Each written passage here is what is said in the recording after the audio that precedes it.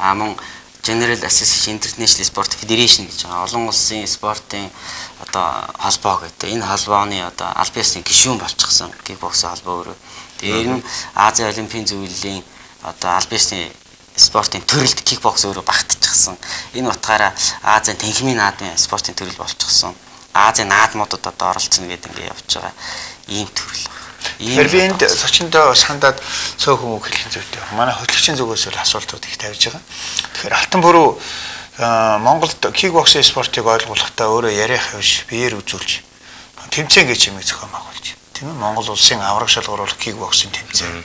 Азийн аврагын бүсийн төлөө, Азийн авраг цолын төлөөх тулаан, дэлхийн аврагын цолын төлөөх тулаан гэдэг ингээд тулаануудыг явуулсан. Энүүгээр энэ тулааны төрлүүдийг ард түмний өмнө яг нээлттэй үзүүлж харуулад энэ бол үзүүлэнтэй хичээл нэг талдаа сурталчилгаа энэ кикбоксing спортыг ингээд телевизээр гараад гадаад оронд болсон тэмцээн уралдаан янз бүрийн тайлбарлаад авах биш.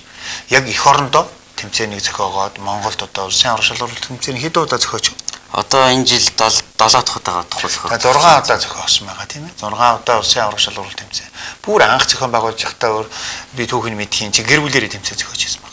Өөр ээж нь оролцдог одоо тэшүүрийн спортын мастер хүн биш дээ. Ээж нь манай Алтан бүрийн ээж чинь. Тэгээд гэр бүлэрээ ер нь энэ спортын төлөө нөө зүтгэж ирсэн. Тэгээд сүүлд нь бол энэ улсын авраг шалгаруулалт тэмцээн том болсон. Сонирхчдын кикбоксing төрлөөр дэлхийн цом гэдэг тэмцээнийг гадаад талбайд, софтын талбай дээр зохион байгуулад эндээс одоо Казахстаны гавьяат дэлхийн одоо 2-3 удаагийн авраг тамирч ирж гисэн.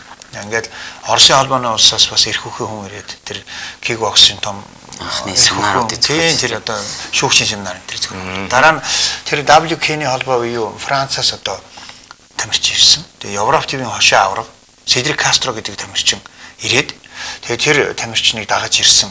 Шүүгч нь бол ерөнхий шүүгчээр ирээд бидэнтэй одоо шүүгчийн семинар явуулж. Тэгээ бас тэр дундаа боксийн тулааны төрлөдөд шүүгчнэр шүүгчийн баг байгуул бүрдүүлсэн.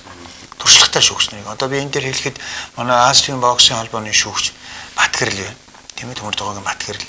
За тэгээд мөн Азийн боксийн холбооны гишүүн сонирхчийн боксийн төрлөөр л дөө Батулзын Батхуйг гээл тэгээд одоо хоёр ахмад одоо шүүгч яг бид гурав нэлээд хансиж явдаг. Тэгээд сүүлдээ бол одоо залуучуудаасаа бас оруулж ирээ. Данзан Даржаагийн Хөдрбаатар гэдэг шүүгчийг бүр Тайландд тэр мэргэжлийн одоо тэр тай боксийн төрлийн тулаан дээр авчиж шүүгчийн семинарт оролцуулаад өөрөө Алтан бурууч хэлтэй учраас ингээд шүүгч нарын бүрэлдэхүүнийг бэлдсэн. Тэгээ олон залуу шүүгч нарыг оруулж ирээд эмэгтэй шүүгч нар авсан. Манай боксийн төрлийн шилдэг одоо шүүгч нарын нэг болох одоо цогтгэрл гэдэг эмэгтэй шүүгч байж байдаг. За тэгээд одоо тулааны өөр бусад төрлийн шүүгч нарыг оруулаад ирсэн.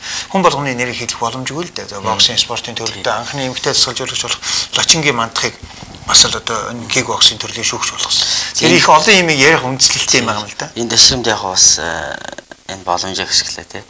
Кикбоксing спортыг яг Сүхбаатар байлжлаа л да.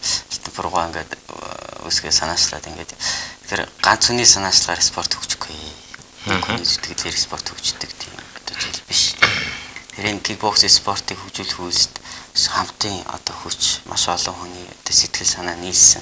Энэ хөдөлмөрийн үр дүнд Монголд кикбоксing спорт өнөөдөр бас өндөр амжилттай явж штэ. Зөвхөн кикбоксing спортоос гэхэд одоогоор 8 дэлхийн авраг төрөн гарсан байна.